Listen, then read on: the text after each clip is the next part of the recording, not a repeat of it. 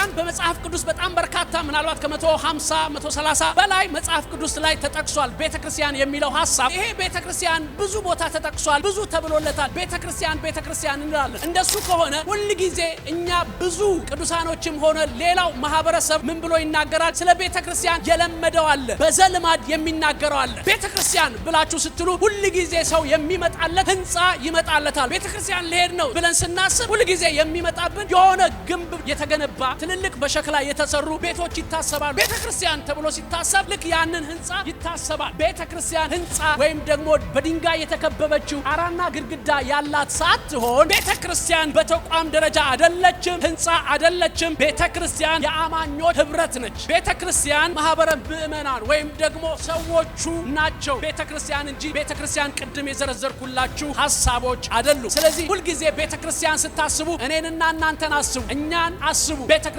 ማለት እኛ ነን።